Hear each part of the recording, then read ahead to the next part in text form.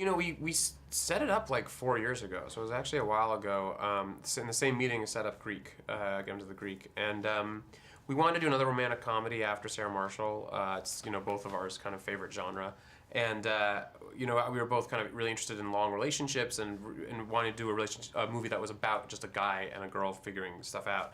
And I was in my office, and the words "the 5-year engagement" popped into my head, and I like wrote it down on a piece of paper, looked at it, got very excited, called up Jason. Jason was like, "Yes, let's do it."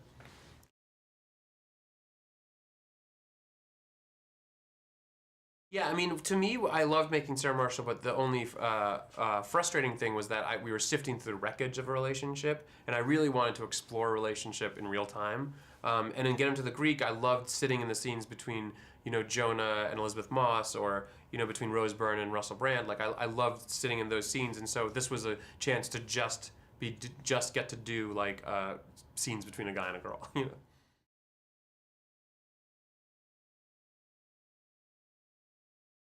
So we sit down and we break the story together, and we write scenes together, we break the story together and work really hard on breaking the story, and we do that for a couple weeks, and then we outline it together, and then we split up the outline and write the script separately, and then we put the script back together and go through it together and rewrite it together.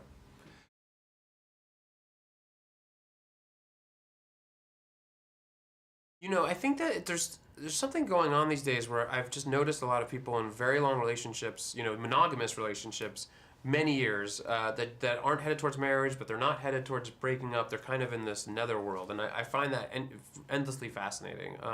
And so I think that with Tom and Violet, like they love each other, and they couldn't be more in love at the beginning of this movie.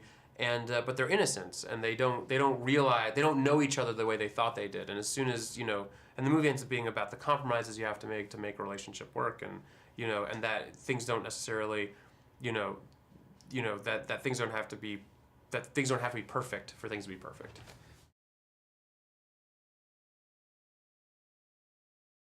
He's so funny, and he's so natural, and he brings like and he also he's really good at playing a character who's trying to convince himself he's funny, but you see in his eyes that he's going crazy. I mean, convince himself he's happy. He's really good at playing a character that's trying to convince himself he's happy. But you can see in his eyes that he's really sad and going out of his mind. And that he's like the king of the emotional breakdown. Like, to watch him kind of completely melt down is amazing.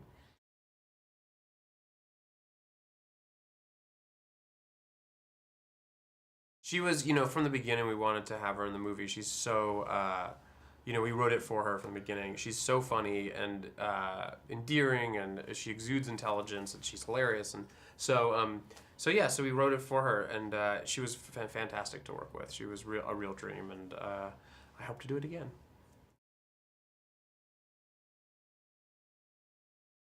Yeah, yeah.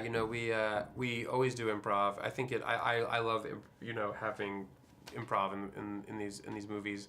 We write the script as if there's going to be no improv, and then we always have the actors improv once once we're shooting. We'll shoot the scene as scripted a few times, and then we'll have them improv, and it makes you get more jokes, which is always helpful. But you also get kind of you get realistic behavior, which is really important.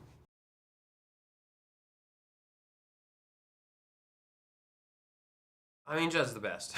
He's been my mentor forever, and I love working for him and with him. And he's just a great sounding board. He's a great if something's not working in the script, he just thinks of he's amazing at thinking of solutions. He's great with casting. He's great with music. In this we had, I wanted to be Van Morrison. Jason and I talked about Van Morrison throughout the film, but then Judd had the great idea of having putting the Swell season cover, of doing covers, of Van Morrison, which really helped a lot. Like, so that Swell season cover when they break up is just so heartbreaking. That we ended up bringing my music supervisor ended up bringing in Jonathan Cartbroad and Audra May, who's this female vocalist, to do Crazy Love, and so those kinds of ideas really elevate the material.